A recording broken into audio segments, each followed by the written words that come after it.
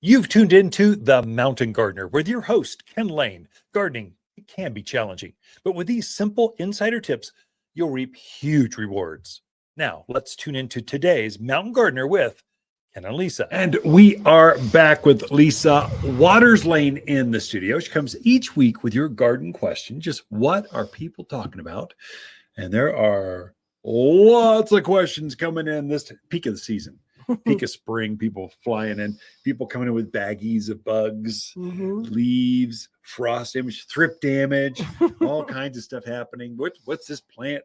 Phone. How many phones do you think you look at per day? I don't even want to think about it. I really don't. It's a lot. So we probably we spend more time waiting for people to find stuff on their phone than we do actually answering garden questions sometimes. I get it. Always. I get it sometimes.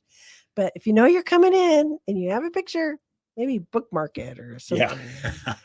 So this is about questions. So Lisa's here to kind of field some of your questions. And I had an Earth Day event in Prescott Valley. We had like 120 kids out there. Well, that's fun. They were from first grade to eighth grade. Wow. So teenagers to first graders keep their attention. Look, squirrels. To teenagers, just try to get them to say something and everything in between. So I got them all engaged because I said, listen, if you can stump me, I can't answer one of your questions, garden questions, I'll give you a flower. So now all the seventh graders were totally engaged. Anyway, it was fun activity. Prescott Valley did a great job with their Earth Day event on Monday. So fun stuff. Well, good. Glad you did that. But yeah, we do have questions. Our first one is from Mike. So he wants to grow a few tomatoes and peppers in containers. Wants to know what size container do you recommend? Sure. And also what soil, what additives, what's the best way to grow those guys in containers? Yeah. This is super easy, Mike. This is super easy. Go at least 12 inches, maybe 14. And you want to be at least 12 inches deep because tomatoes like a lot of soil. They like deep soil. And so not a huge pot. I mean, if you had a whiskey barrel or something, you could probably grow 2 tomatoes, so one on each side. Put some radishes on the outskirts, so you have fun with it. Now, the soil is the tricky part. So soil is everything. So if you can match the exact soil those plants are grown in and add more soil into a container and just plant that plant into more of what it knows, guaranteed success every time. Robust harvest. I mean, we're talking tomatoes. You better be ready because they're going to be growing like mad. So now what is that? And so for us, we call it Watters potting soil because that's our growers mix.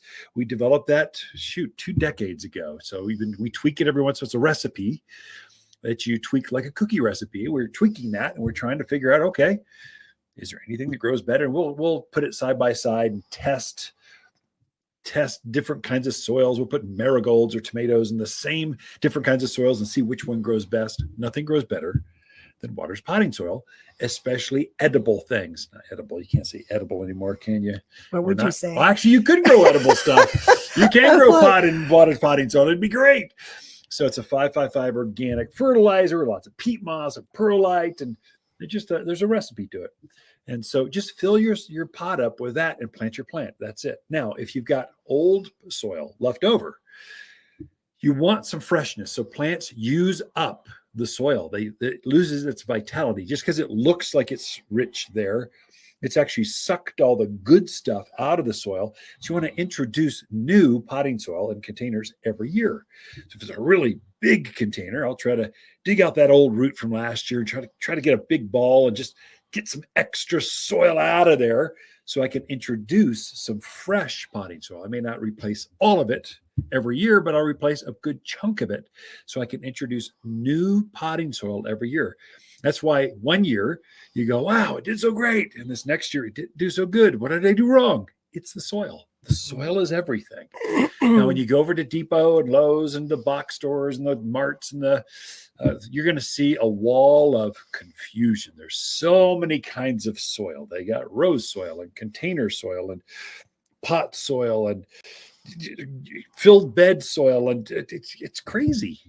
You really want a good potting soil it's made for pots. to fill up, and that's a grower's mix. Or if you can find the grower, find out who grew that tomato, who grew it, and then ask them if they've got some extra soil. Of course, that's all we have here. So that's what we sell. But Watters potting soil, fill it up. Now, the other, Mike, the other thing you'll get confused. You'll do your homework, go do that internet search, and you will be dumbfounded by the advice. Don't go to TikTok or Reels or some of these others, or they'll just confuse you. Fill up the bottom with Coke cans or water bottles or all kinds of stuff. Don't do any of that. The more soil you have in there, the better, the more robust, the easier it is to keep that plant watered in the heat of summer. The soil is like a big sponge. It holds the nutrients and the moisture, and you want as much of it as possible. And but the roots don't go down that deep, but the water does, and the plant will actually wick that water back up to its roots. Water can go up against gravity if that plant wants it. It's like a straw, just sucks it right up to the top. So I'd say don't put styrofoam peanuts. That's just environmentally wrong in so many ways. Don't put Coke cans and all these other mythical things they tell you to do. Just put soil from the top, about an inch from the top, all the way down, plant your tomato and watch them grow. There you go. Any other additives, gypsum, yada, yada? For potting, for a container, no. In the ground, yes.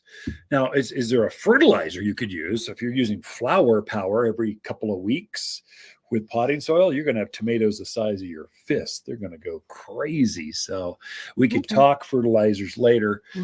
Again, our potting soil, if you're doing ours, Mike, I assume you are because you're asking us the questions.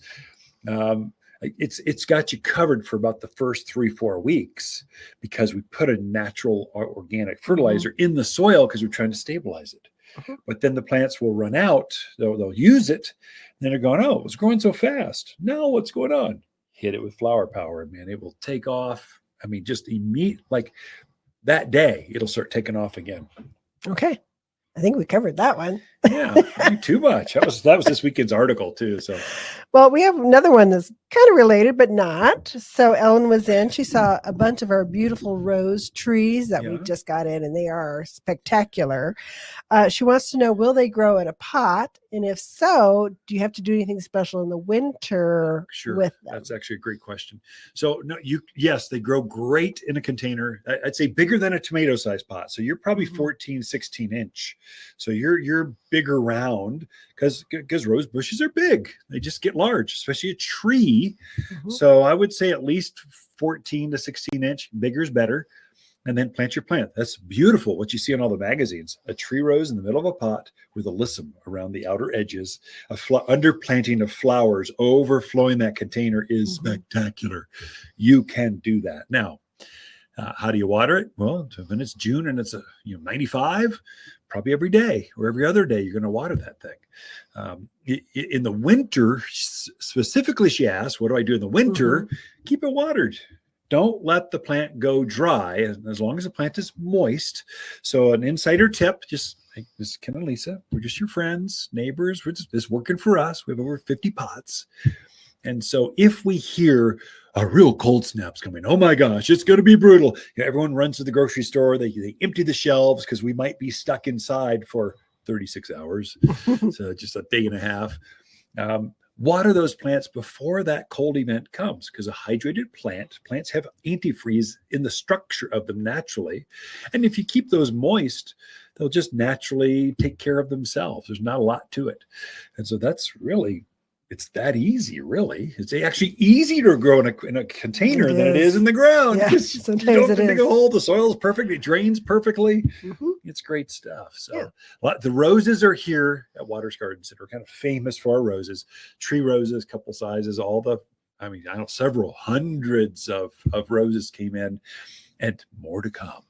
So Ken and Lisa Lain, the Mountain Gardeners, we're out of time. Watters' companion plants in May are Vining Akebia, Indian Hawthorn, Prescott Sunshine Geraniums, and Purple Robe Locusts. Incredible long clusters of purple flowers in May that look just like wisteria flowers hanging from this local bloomer. The 8-inch fragrant flowers cover the tree profusely. Super hardy and drought tolerant with a brisk growth rate of 2 feet in 1 year. It's just the perfect backyard shade tree. You'll find the shadiest trees here at Watters Garden Center, 1815 Iron Springs Road in Prescott. For a more fruitful garden, increased success in the landscape that just feels better, then tune in daily to the Mountain Gardener podcast. Subscribe through your favorite podcast streamer or visit watersgardencenter.com.